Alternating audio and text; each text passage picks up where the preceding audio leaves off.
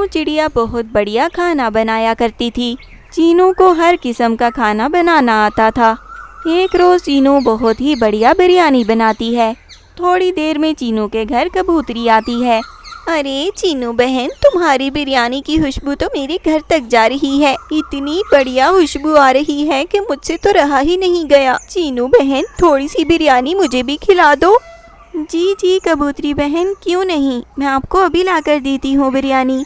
ऐसा कहकर चीनू चिड़िया एक प्लेट बिरयानी कबूतरी को भी दे देती है। कबूतरी बड़े मज़े ले लेकर बिरयानी खाती है।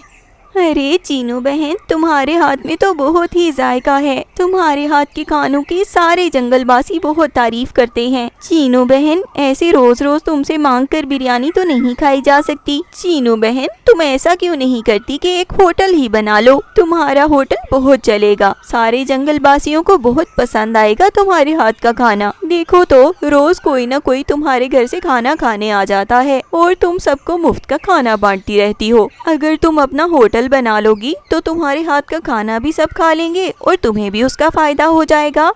जी जी कबूतरी बहन, बात तो आपने बहुत पते की है। वैसे भी मुझे भी पैसों की ज़रूरत है। ये आपने बहुत अच्छा मशवरा दिया है। मैं अपना होटल बना लेती हूँ।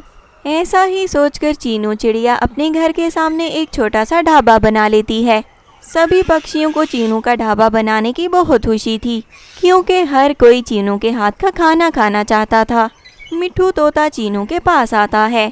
अरे चीनू बहन, तुमने ये ढाबा बनाकर बहुत ही अच्छा किया। जानती हो, हमें भी तुम्हारे हाथ का खाना बहुत पसंद है, लेकिन हमें रोज रोज तुमसे खाना मांगना अच्छा नहीं लगता। अब तो तुमने होटल बना लिया है, अब हम आराम से आकर तुम्हारे होटल पर खाना खाया करेंगे तुम्हारे हाथ का। चलो चीनू बहन, मुझे एक प्लेट बिरयानी दे दो।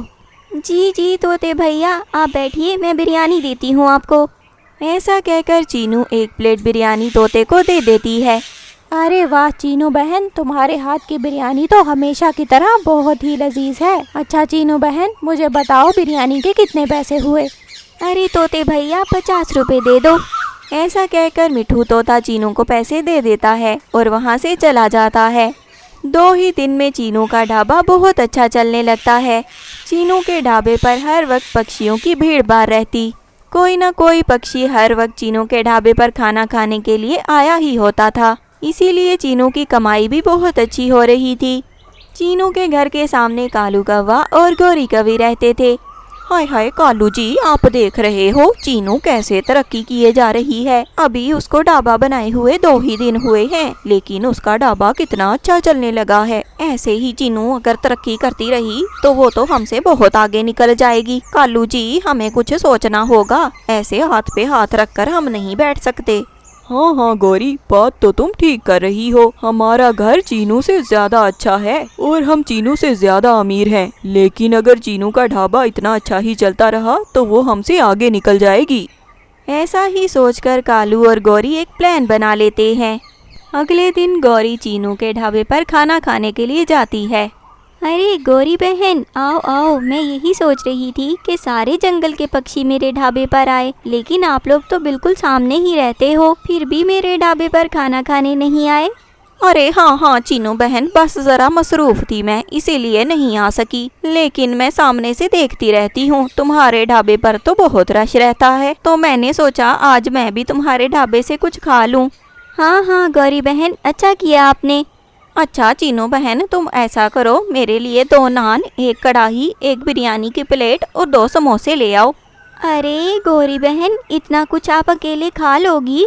अरे चीनू, इतना कुछ एक साथ खाने पर पाबंदी है क्या तुम्हारे ढाबे पर? नहीं नहीं गौरी बहन, मेरा ये मतलब नहीं था, मैं अभी लेकर आती हूँ खाना। ऐसा कहकर चीनू खाना तैयार करने चली जाती है। चीनू खाना तैयार करके गौरी के पास लेकर आती है। गौरी खाना खाने लगती है। थोड़ा सा खाना खाकर गौरी नाटक शुरू कर देती है। गौरी धड़ाम से नीचे गिर जाती है। हाय हाय चीनू बहन, ये तुमने मुझे क्या खिला दिया? तुम्हारा खाना खाते ही मेरी तबीयत बिगड़ गई है। मेरे पेट में बहुत ज्यादा दर्द हो रहा है। हाय हाय, बहुत दर्द हो रहा है। चीनू बहन ने मुझे पता नहीं क्या खिला दिया। इतने में कालू कौवा भी भागा भागा वहाँ आता है। अरे चीनू बहन, तुमने मेरी पत्नी को क्या खिला दिया? देखो तो उसकी हालत कितनी बिगड़ गई है। ठीक ठाक तो घर से आई थी। चीनू बेचारी तो ये सब देखकर घबरा ही जाती है। थोड़ी देर में ही बाकी पक्षी भी वहाँ आ जाते हैं। पक्षियों पक्षियों, चीनू बहन ने खाने में पता नहीं क्या मिला रखा था। गौरी की खाना खाते ही तबीयत बिगड़ गई है। हाय हाय, मुझे बहुत दर्द हो रहा है। लगता है मैं नहीं बचने वाली। चीनू बहन ने पता नहीं खाने में क्या मिलाया हुआ था। हाय हाय, बहुत दर्द हो रहा है। अरे गौरी बहन, हम तो रोज यहाँ से खाना खाते हैं, हमें तो कभी नहीं कुछ हुआ। अरे मिठू भैया, आप कैसी बातें कर रहे हैं? आपको गौरी की हालत नहीं नजर आ रही? अगर आपको यकीन नहीं आ रहा तो आप खुद खाना खाकर देख लें। कालू के ऐसा कहने पर सारे पक्षी खामोश हो जाते हैं। गौरी की हालत देखकर पक्षी डर गए थे, इसीलिए कोई भी उस खाने को हाथ नहीं लगाता। चीनू की बच्ची, मैं अभी अपनी पत्नी को अस्पताल लेकर जा रहा हूँ, लेकिन वापस आकर मैं तुम्हें पूछ लेता हूँ। ऐसा कहकर कालू गौरी को उठाकर अस्पताल ले जाता है। पक्षियों, मेरा यकीन करो, मेरे खाने में ऐसा कुछ भी नहीं था। आप लोग तो रोज मेरे ढाबे से खाना खाते हो। अरे चीनू बहन, वो सब तो ठीक है, लेकिन गौरी की हालत देखकर तो हमें डर लग रहा है। अब हम तुम्हारे ढाबे से खाना नहीं खाएंगे। ऐसा कहकर पक्षी वहाँ से चले जाते हैं। चीनू बेचारी का चला चलाया कारोबार बंद हो जाता है। अब चीनू के ढाबे पर कोई भी नहीं आ रहा था। कालू और गौरी सामने ये सब देखकर खुश हो रहे थे। कालू जी, देखा ना, मैंने कितना अच्छा प्लान बनाया था। देखते ही देखते चीनू का कारोबार ठप भी हो गया है। 2 ही दिन तो हुए थे बेचारी को ढाबा बनाए हुए, लेकिन आइंदा ये कभी ढाबा चलाने का सोचेगी भी नहीं। ऐसा ही सोचकर कालू और गौरी खुश हो रहे थे। वहाँ चीनू बेचारी रोए जा रही थी। ये सब क्या हो गया? मैंने तो खाने में ऐसा कुछ नहीं मिलाया था। गौरी बहन को पता नहीं क्या हो गया। सारे पक्षियों में मेरी कितनी बेइज्जती हो गई है। वैसे मेरा कारोबार ना चलता तो मुझे कोई तकलीफ नहीं होनी थी, लेकिन इतनी बेइज्जती मैं नहीं बर्दाश्त कर सकती। मैं ये जंगल छोड़कर चली जाऊंगी। चीनू बेचारी जंगल छोड़ने का फैसला कर लेती है। चीनू कबूतरी के घर जाती है। कबूतरी बहन, मैं आखिरी बार आपसे कहने आई हूँ कि मैंने खाने में ऐसा कुछ नहीं मिलाया था, लेकिन मैं जानती हूँ आप पक्षी मेरी बात का यकीन नहीं करोगे। कबूतरी बहन, मेरी बहुत बेइज्जती हुई है। मैं इस जंगल में नहीं रुक सकती, इसीलिए मैं ये जंगल छोड़कर जा रही हूँ। ऐसा कहकर चीनू वहाँ से चली जाती है। कबूतरी सोचती है, वैसे तो चीनू बहन बहुत ही अच्छी है। पता नहीं उस दिन ऐसा क्या हुआ, गौरी बहन की तबीयत ही खराब हो गई। चीनू बहन तो मुफ्त में भी पक्षियों में खाना बांटा करती थी। भला उसको क्या जरूरत थी खाने में ऐसा कुछ मिलाने की? हम पक्षियों को चीनू बहन की बात सुननी चाहिए थी। ऐसा सोचकर कबूतरी कालू और गौरी के पास जाती है। गौरी बहन, अब तुम्हारी तबीयत कैसी है? हाय हाय कबूतरी बहन, क्या बताऊं, वो चीनू की बच्ची तो मुझे जान से ही मारने वाली थी, लेकिन खुदा का शुक्र है अब मैं काफी बेहतर हूँ। डॉक्टर ने बोला कि खाने में जहर था। अगर तुम थोड़ी देर और अस्पताल ना आती तो तुम जान से जाती। गौरी बहन, मैं आपको ये बताने के लिए आई हूँ कि चीनू बहन ये जंगल छोड़कर चली गई है। क्या चीनू बहन जंगल छोड़कर ही चली गई? अरे हाँ, सुबह ही वो मुझसे मिलने के लिए आई थी। वो ये जंगल छोड़कर चली गई है। ये खबर देकर कबूतरी वापस चली जाती है।